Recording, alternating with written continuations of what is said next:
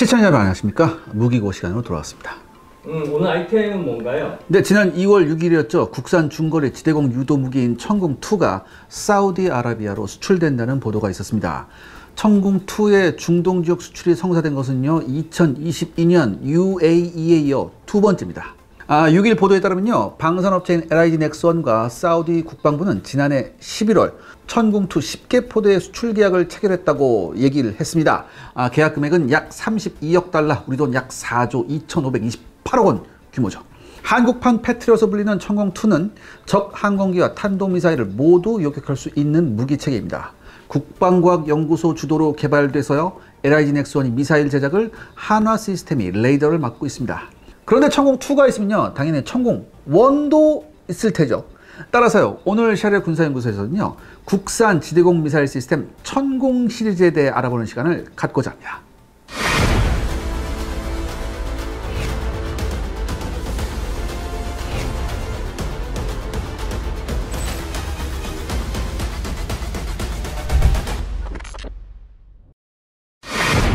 순서대로 하나요? 네, 먼저 천궁1부터. 그러니까 천궁1이라기보다 그냥 천궁 하면 천궁1이라고 이제 여러분들이 알아들으시면 되는데, 그러니까 이렇게 해야 좀 이해하기가 쉽습니다. 일단은 천궁에 대해서 좀 간략하게 말씀을 올리겠습니다. 우리나라 방공망은요, 무려 2000년대 초반까지 시대에 뒤떨어졌거나 우리 군사력에 비해 좀 뒤떨어진다는 평가를 받아왔어요.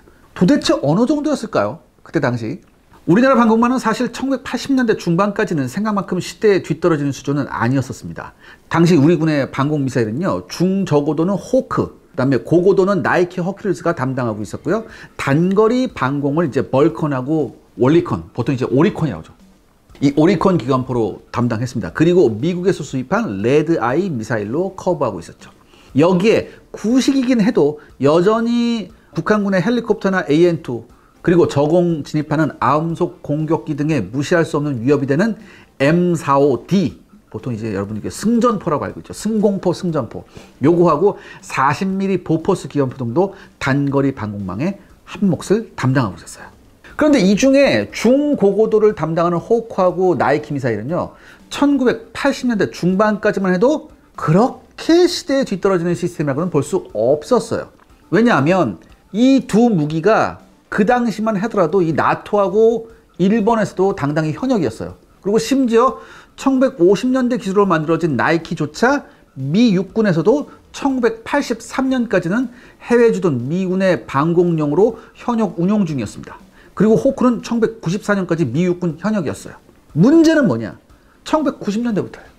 제대로 진행이 됐다면 나이키는 패트리엇과 대체되고요, 호크도 다른 시스템으로 바뀌어야 정상이었는데, 이 시기부터 우리나라의 중고고도 방공망의 현대화가 크게 정체가 돼버렸습니다.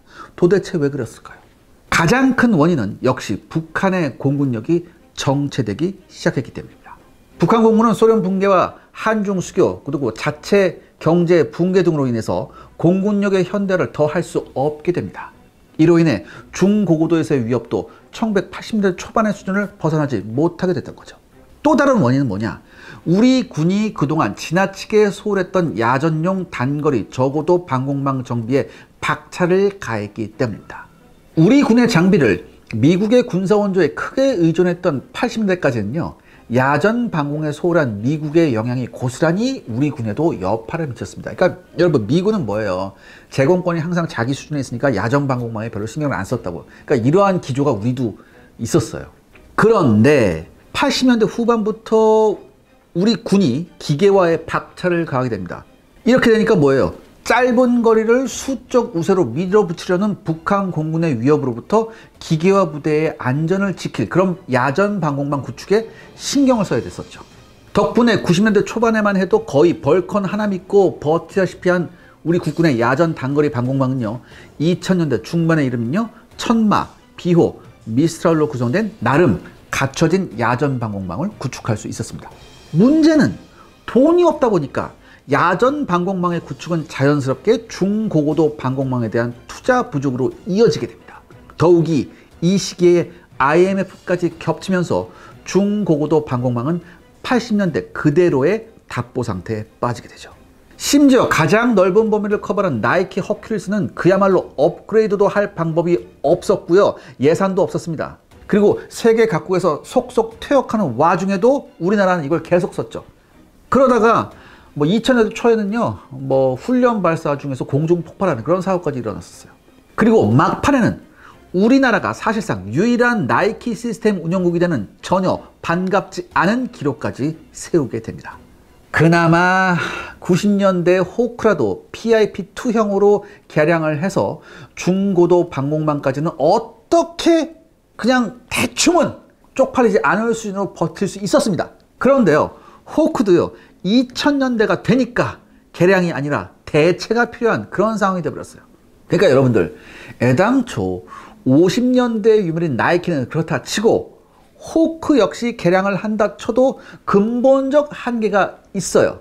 그러니까 이게 뭐냐면 여러분들, 이 호크는요, 견인식 발사대, 운반 트럭, 미사일 운반차, 유도 레이더, 탐색 레이더, 지휘 차량, 발전 차량 등등등 포대 하나 움직이려면 그야말로 거대 행렬이 동반돼야 돼요. 그러니까 어떻게 됩니까? 오늘날의 기준으로 봤을 땐 굉장히 불편하고 시간이 걸리는 9세대 시스템입니다. 아무리 봐도 현대전에선 못 써먹을 물건이에요. 이처럼 호크와 나이키가 90년대부터 말썽을 부리니까 먼저 나이키부터 대체해야 했습니다. 그래서 미국에서 패트리엇을 도입해서 해결하려고 했는데, 패트리엇은요, 도입 단계에서부터 미국이 그리스 등 유럽에 판매한 것보다 비싼 가격을 불렀습니다. 그리스의 약 20-30% 높은 가격을 우리한테 불렀어요. 여기에다가 걸프전 당시의 스커드 요격률 문제, 심지어 당시 우리나라 일부 진보단체에서 패트리엇 도입은 미국의 MD 시스템에 자동으로 편입되는 것, 이런 말도 안 되는 허위 사실까지 퍼뜨리면서 격렬하게 반대했었습니다. 아무튼 이런 수많은 우여곡절을 겪은 끝에 겨우 독일이 가지고 있던 중고 패트리엇 팩2를 국내 도입 배치하는데 성공하게 되죠. 아무튼 소요 제기부터 실제 도입까지 얼추 10년은 걸린 그런 아주 긴 과정이었어요. 자, 그렇다면 호크는 대체 어떻게 됐을까요? 호크는요, 그래도 PIP2 개량으로 최소한 미사일 자체의 성능은 어느 정도 시대의 흐름에 대처할 수 있게 됐고요. 군에서도 무슨 생각을 했냐? 기왕 호크를 대체하는 김에 우리나라가 직접 개발하자, 이런 거를 군이 원했었어요. 이렇게 해가지고 천궁 지대공 미사일이 개발된 건가요? 네, 개발이 정식으로 시작된 건요, 1999년부터의 일입니다. 사거리 40km급의 호크 대체 사업은요, 영어로 KMSAM, 한국형 중고도 지대공 미사일 사업이었어요. 그리고 우리는 이걸 뭐라고 부르냐? 철매2 사업으로 부릅니다. 2라는 숫자 때문에 종종 철매1이 따로 있다, 이렇게 착각을 불러일으키는데요. 실은 철매1이 뭐냐? 이미 우리 군이 가지고 있는 호크를 뜻합니다. 즉, 철매가 뭐예요? 쇠로 만든 매, 호크, 매가 호크잖아. 이런 뜻에서 철매라고 부른 거예요. 그러니까 이 철매의 후계니까 철매2가 된 거죠. 이 철매2의 개발 시작은 뜻밖의 러시아로부터의 기술 도입이었습니다. 1999년 러시아로부터 기술을 도입하기 위해 280만 달러의 로열티를 지불하게 되죠. 사실 러시아는요, 지대공 미사일 분야에 관해서 매우 높은 기술을 보유하고 있습니다. 그리고 때마침 소련 붕괴 후에 경제적 어려움을 여전히 겪고 있었죠. 그래서 우리는 비교적 저렴한 값에 기술을 도입할 수 있었습니다. 물론 기술을 도입했다고 해도 어려운 점은 한두 가지가 아니었어요. 어쨌든 10년에 걸친 개발과 그 과정에서 8차례의 발사 시험을 거친 끝에 2011년 12월 15일에 완성을 선언하게 됩니다. 그리고 정식 명칭도 하늘의 활이라는 천궁으로 개명됐죠. 천궁-1, 즉 천궁은요, 러시아의 S-400 미사일 기술을 도입해서 만든 미사일입니다. 하지만 S-400보다는 크기가 좀 작았어요. 왜냐? 아무래도 이제 기술적으로 당장 S-400급 장거리 고고도 요격 미사일을 만든 것보다는 사거리 40km, 고도 20km급의 호크 대처용 미사일을 먼저 만드는 것이 기술적 위험 부담이 적었기 때문입니다. 이 천궁의 특징 중 하나는 뭐냐면요, 바로 이게 수직 발사형이라는 거예요. 발사 차량은요, 8발의 미사일을 싣고 움직이고요. 발사 시 발사대를 차량에 탑재한 채 직접 세워서 발사하게 됩니다. 특이한 것은 수직 발사라고 해도요, 미사일 자체의 로켓이나 부스터를 이용하는 게 아니라 고압가스를 이용합니다.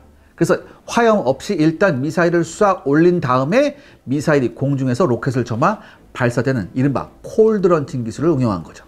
덕분에 지면 및 주변 장비에 대한 화염이나 폭풍 피해도 없고요. 또 수직 발사식이기 때문에 적기의 방향에 전혀 구애받지 않고 신속하게 발사할 수 있습니다. 미사일은 제가 방금 전에 말씀드린 것처럼 S-400이 기초가 되었지만 고정된 날개나 카나드 없이 뒤쪽에 조종용 꼬리 날개 4개 하고요. 미사일 앞에 있는 여러 개의 측 추력기, 이 측 추력기가 뭐냐면 미사일 방향을 바꿔주는 초소형 로켓 모터예요. 이 측 추력기를 사용하는 점은요, S-400과 좀 다릅니다. 특히 이 S-400의 측 추력기는요, 발사 후에 단 한 번만 측 추력기를 사용합니다. 그리고 노즐은 여러 개라도 추진체는 하나예요.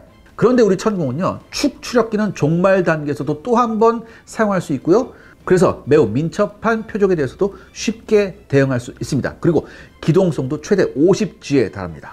그리고 탄두 중량은 기밀사항이지만 지향성 폭발 탄두고요. 신관은 충격과 근접 신관 모두 보유하고 있어서요. 필요에 따라서 직접 목표에 충돌하거나 근접해 폭발하는 모드를 선택할 수 있어요. 미사일 유도는 일단 발사 초기에는 관성 항법, 즉 미리 입력된 목표를 향해 그냥 날아가다가 중간에 지정 유도, 즉 지상에서의 유도에 의해서 목표 방향으로 방향을 바꾸는 방식으로 전환됩니다. 그리고 마지막 단계에서는 미사일 자신이 가지고 있는 레이더로 목표를 직접 찾아 정확하게 명중하는 이른바 종말 액티브 유도 방식을 채택했습니다. 그렇기 때문에 매우 높은 명중률을 기대할 수 있죠. 시청자 여러분들의 구독과 좋아요는 영상 제작에 정말 큰 도움이 됩니다. 여러분들 부탁드리겠습니다. 구독과 좋아요. 천궁의 또 다른 특징이 뭐가 있나요? 천궁은 시스템 구성도 호크는 물론 패트리엇보다도 단순합니다. 이게 굉장히 중요한 거예요. 물론 호크보다 단순하지 못하면 이게 만들 이유가 없죠. 하지만 패트리엇과 비교해도 단순하고요. 발사 준비 및 철수가 빠른 것은 굉장히 높게 평가할 수 있습니다. 천궁은 한 개의 포대의 구성이 발사 차량 6에서 8대, 다기능 레이더, 그리고 지휘 통제 차량과 발전 차량 4종류만으로 구성되어 있어요. 호크와는 비교도 안 되게 단순하죠.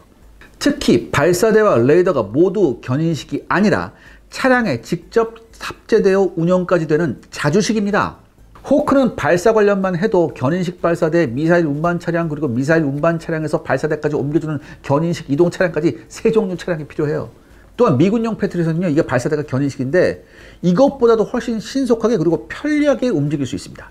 이건요, 미사일의 자주화를 중시하는 러시아의 개념이었거든요. 그리고 같은 패트리엇이라도 발사대를 직접 차량에 얹어 운용하게 한 독일군의 영향을 우리가 그대로 받은 거예요. 그러니까 제가 말씀드렸듯이 이게 독일군 중고받았다고 그랬잖아요. 그러니까 거기서 많이 영감을 받은 거죠. 그리고 또 중요한 건 뭐냐, 천궁은 공장에서부터 아예 발사관에 담긴 상태로 출고가 됩니다. 즉 발사관이 보관 운반용 케이스도 겸하게 되는 거죠.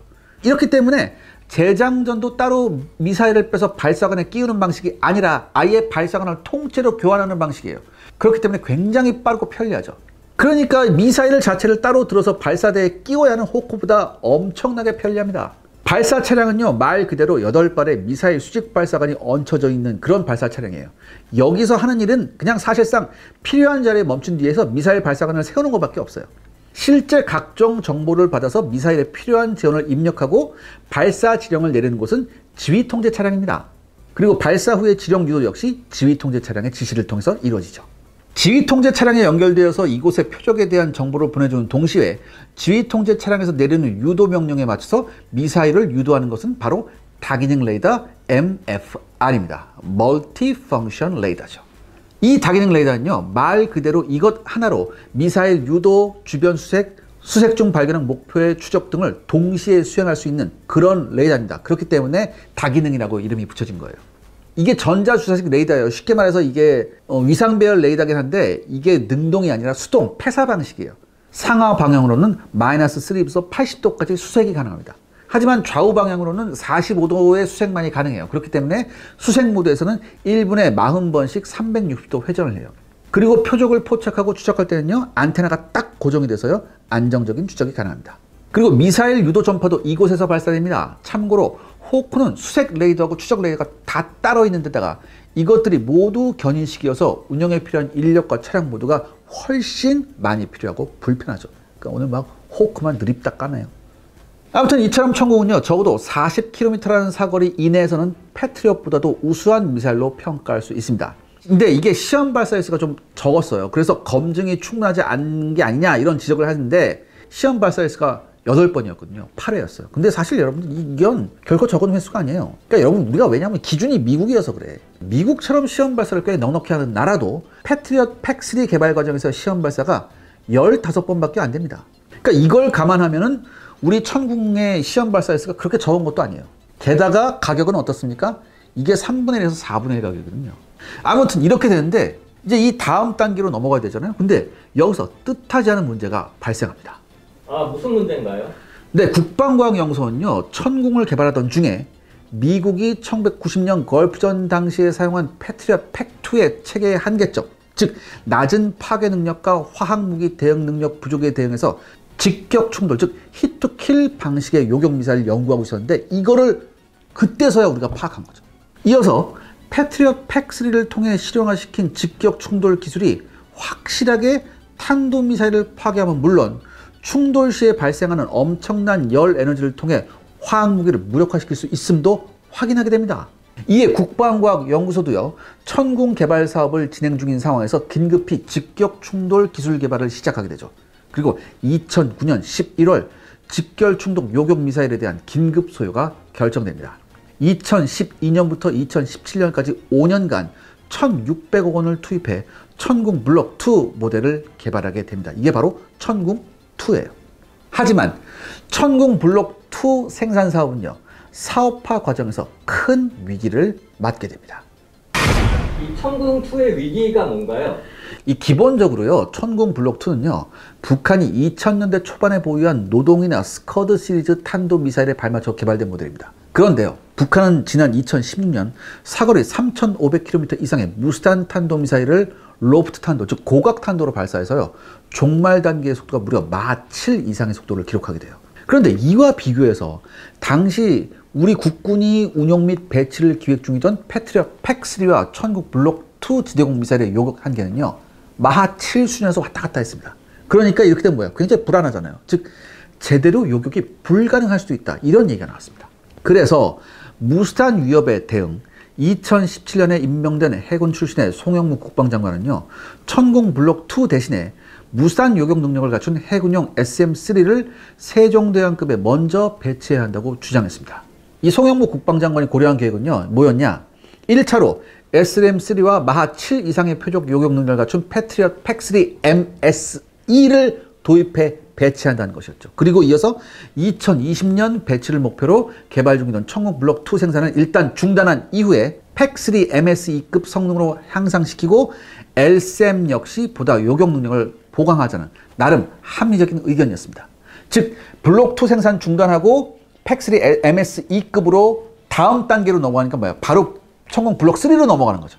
그 다음에 LSAM이라는 게 뭐냐면 우리가 이렇게 한국형 사드예요. 그러니까 고고도, 장거리 고고도 요격 미사일. 요걸 이제 만들자, 이렇게 된 거죠. 이거는 어떻게 보면 굉장히 합리적인 의견이 맞아요. 근데 문제는 뭐냐? 이렇게 되면 천궁 블록 2 사업의 중단을 의미하게 되죠. 그러니까 이게 생산을 한참 준비 중이던 업체들 입장에서는요, 천궁 블록 2 사업 중단이 상당히 충격적이었습니다. 아무튼 우리 정부는요, 무수단에 대응해서 주한미군이 지속적으로 요구하고 있었던 사드 배치를 긴급 허가함과 동시에 마 7 이상의 탄도미사일 표적을 요격할 수 있는 패트리엇 팩3 MSE 64발을 2018년에 긴급히 발주해 배치합니다. 당시 급조된 방어계획은요, 수도권 하부 지역에 대한 무스탄급 탄도미사일 공격은 경북 상주에 배치한 사드를 통해 요격하고, 그리고 사드의 요격거리를 벗어나는 수도권은 패트리엇 팩3 MSE를 집중 배치하는 것으로 대응할 계획이었어요. 그리고 2016년 당시 한국 공군은 8개 패트리엇 포대를 보유하고 있었고요. 이 중에 3개의 포대가 수도권에 배치되어 있었습니다. 하지만 사드 배치로 인해 여유가 발생함에 따라 대구 공군기지 주변에 배치된 패트리엇 1개 포대가 수도권에 재배치됐죠. 이들 4개 패트리엇 포대에서 각각 16발씩 총 64발의 팩3 MSE를 집중 운용할 계획이었습니다. 특히나 신규 배치된 패트리엇 1개 포대는요, 북한 잠수함의 SLBM 발사에 대응해 북동쪽을 향해 방열된 상태였습니다. 한국군은 패트리엇 포대가 24시간 연속 작동할 수 없기 때문에 패트리엇과 임무 교대를 위해 천궁 블록 2 미사일 포대 8개를 발주합니다. 그런데 이 천궁 블록 2의 MFR 레이더는 패트리엇의 AN/MPQ-53 레이더와 달리 360도 회전이 가능했기에 굳이 북한 SLBM 잠수함에 대응해 추가로 포대를 배치할 필요성은 없었어요. 그 덕분에 수도권에 배치된 4개의 패트리엇 포대 임무를 3개의 천궁 블록 2 포대로 대체할 수 있었고요. 그래서 생산 수량이 기존 8개에서 현재 7개 포대로 감축되는 원인으로 작용합니다. 아무튼 이렇게 해서 천궁 블록 2는 더 이상 생산이 안 되는 것 아닌가 하는 그 시점에 갑자기 구세주가 등장하죠. 구세주가 누군가요? UAE가 긴급히 천궁 블록 2를 요구한 겁니다. 2017년 12월이었죠. 송영무 국방장관이 직접 UAE를 방문해 UAE의 강력한 도입 의사를 확인합니다. 이렇게 돼서 천궁 블록 2가 기사회생합니다. 그렇다면 UAE는 왜 천궁 블록 2를 이토록 긴급히 원했을까요? 사우디와 UAE는요, 이란이 지원하는 시아파 후티 반군의 예멘 장악을 막고자 2015년부터 전격적으로 예멘 내전에 개입하게 됩니다. 그런데 후티 반군, 이 후티 반군은 예전에 그 예멘 정부의 그 정부군과 협력 관계하는데, 사실 이 예전 예멘 정부에 있었던 군인들이 많이 후티 반군으로 넘어간 상태예요. 게다가 소련과 북한에서 공급된 대량의 SS-21과 스커드 탄도미사일을 이 후티 반군이 보유하게 됩니다. 후티 반군은요, 내전에 개입한 사우디와 UAE에게 경고합니다. 만약 자신들을 공격하면 사우디와 UAE를 공격하겠다고 이제 위협을 한 거죠. 그리고 실제 사우디는요, 지금까지 최소 100발 이상의 후티 반군의 탄도미사일을 요격했다고 얘기하고 있습니다. 그나마 UAE는요, 일종의 중립지역인 오만이 예멘 사이에 위치해 탄도미사일 공격에 당장 노출되지는 않았었는데요. 그런데 2015년 9월 4일 예멘 중부 마리부주 사피르 지역의 무기고가 후티 반군이 발사한 SS-21 전술 탄도미사일 공격을 받아 폭발하게 됩니다. 그리고 여기서 UAE군 22명이 즉사고요. 중상자 23명도 치료 중 전사하는 참변이 일어납니다. 그리고 이 외에도 바레인군 5명이 함께 전사했습니다. 이때 당시에는요, 사망자 집계가 제대로 안 될 정도로 엄청난 피해였어요. 그러니까 여러분 생각해 보세요. 하루 만에 45명을 잃은 UAE 정부가 얼마나 큰 충격을 받았겠습니까? 이것 때문에 UAE는요, 9월 5일부터 4일간 애도 기간으로 선포했고요. 직접 국왕이 전사자를 맞이하고 장례식을 주관합니다. 이 후티 반군이 사용한 탄도미사일은 주로 북한이 수출한 스커드나 소련제 SS-21인데요. 이란에서 스커드를 모방해서 만든 조잡한 모델이기 때문에 사실 2000년대 초반에 등장한 패트리엇 팩2 GMT 미사일로도 충분히 요격이 가능했었습니다. 하지만 문제가 뭐냐? 이 팩2 생산 라인이 종결돼 버려요. 그리고 심지어 수명 연장을 위한 부품마저도 제대로 생산되지 않습니다. 이렇게 되니까 UAE나 사우디 모두 부품을 수급하는데도 큰 어려움을 겪습니다. 심지어 일본에서 팩2 수명 유지용 부품을 도입하기도 하죠. 그러니까 이렇게 되니까 어떻게 되겠습니까? 사우디나 UAE는 별 수 없이 생산 진행 중이던 패트리엇 팩3 MSE를 도입하게 됩니다. 그런데 문제가 뭐냐? 이 패트리엇 팩3의 발당 가격이 약 400만 달러입니다. 그 다음에 패트리엇 그러니까 이거 개량형 MSE는요, 발당 500에서 600만 달러예요. 산유국 입장에서도 엄청난 부담이죠. 사우디아라비아는요, 당시 미국의 안보를 의존하고 있었기 때문에 별 수 없이 막대한 수량의 패트리엇을 추가 도입했습니다. 울며 겨자 먹기로. 근데 이에 반해서 UAE는요, 예전부터 독자적인 방어 역량 강화를 중시하는 나라였어요. 그래서 곧바로 UAE군은 예멘 내전 등에 참여한 야전군을 보호할 수 있는 저렴하면서도 야전 기동성이 우수한 요격 체계를 찾기 시작합니다. 그런데 서유럽이나 미국에는 그러한 모델이 존재하지 않았어요. 이때 UAE는 한국이 패트리엇 팩3와 동급 성능을 자랑하는 천궁 블록 2를 개발하고 있음을 파악합니다. 그리고 당시 업체 관계자를 통해 천궁 블록 1 미사일의 생산 가격이 약 150만 달러 내외 수준이라는 답을 또 얻었어요. 그리고 야전 운영이 곤란한 패트리엇과 달리 천궁은 야전 전개 능력이 아주 우수했습니다. 게다가 여러분들, 이 천궁 블록 2가 스커드급 탄도미사일은 물론 북한의 준중거리 탄도미사일인 사거리 1000km급의 노동을 요격할 수 있었는데요. 이건요, UAE의 최대 적국인 이란의 주력 탄도미사일인 샤하브-3, 이게 샤하브-3가 노동 이름 복제품이거든. 이 샤하브-3의 요격 능력이 있음도 의미하는 거였어요.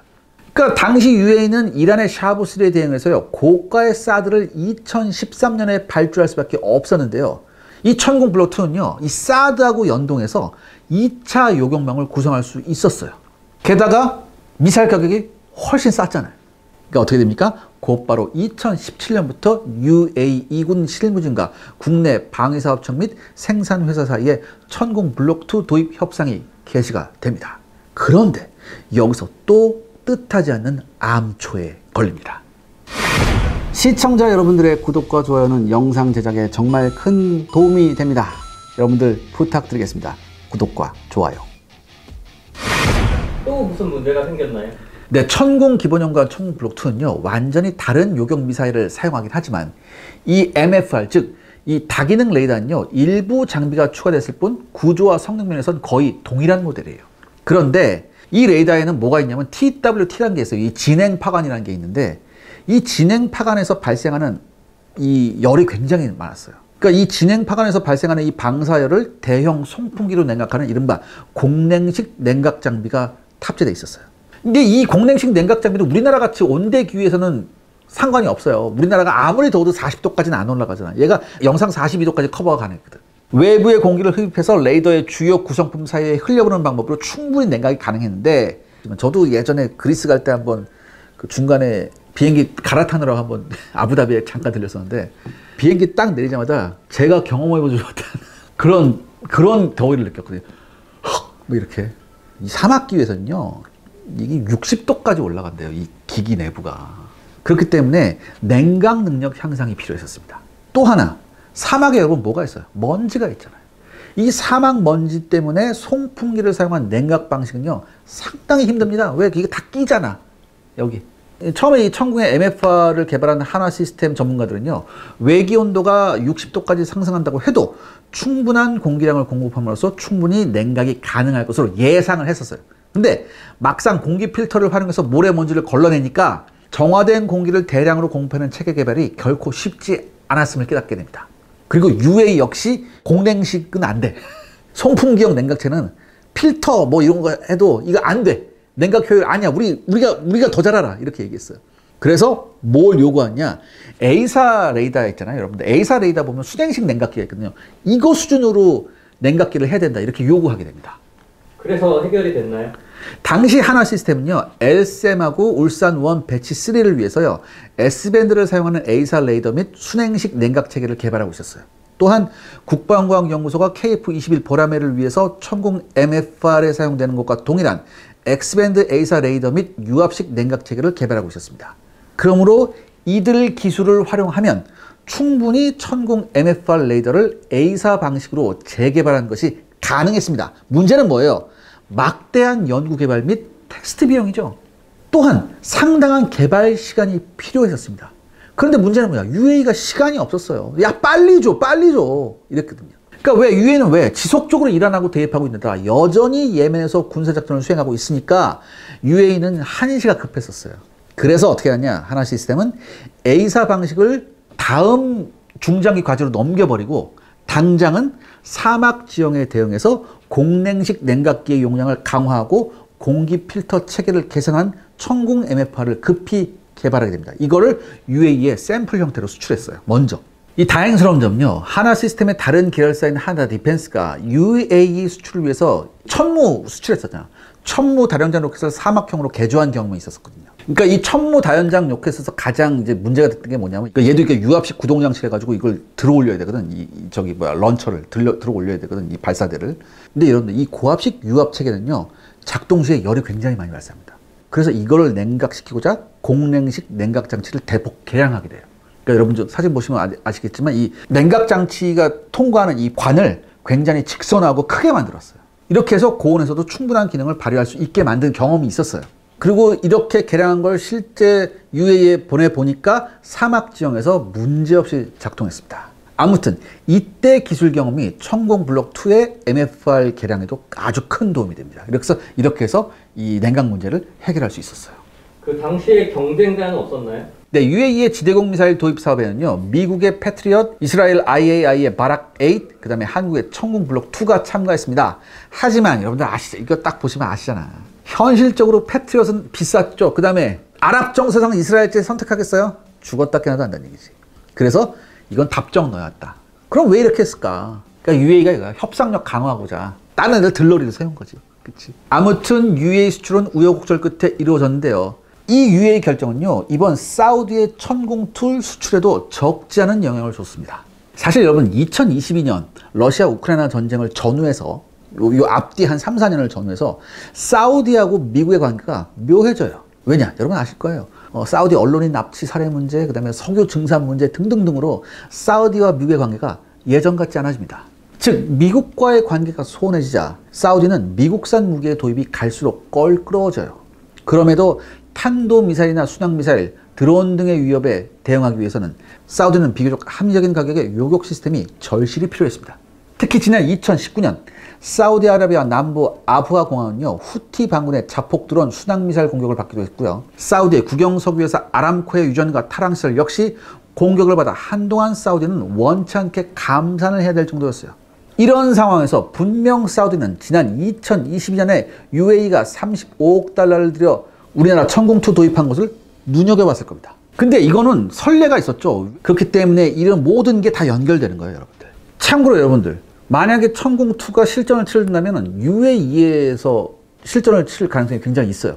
그러니까 이게 아까 제가 말씀드린 사드하고 이게 다층을 올릴 수 있다고. 이게 왜냐? 2022년 1월 17일부터 31일 사이에 후티 반군이 또 탄도미사일하고 드론을 동원해서 UAE 아부다비 국제공항하고 정유시설을 공격했었어요. 특히 24일과 31일에는 탄도미사일 공격을 했는데 이때 UAE에 배치된 사드가 첫 실전을 치러서 후티 반군이 발사한 중거리 탄도미사일을 모두 요격해버립니다. 그런데 만약에 사드가 요격에 실패한다면 다음 요격을 막는 게 누구예요? 천궁2거든요. 만약에 요거하고 비슷한 공격을 다시 한번 후티 반군이 UAE에다 한다면 사드가 요격에 실패했다고 했을 때 천궁2의 첫 실전을 볼 수 있을지도 모릅니다.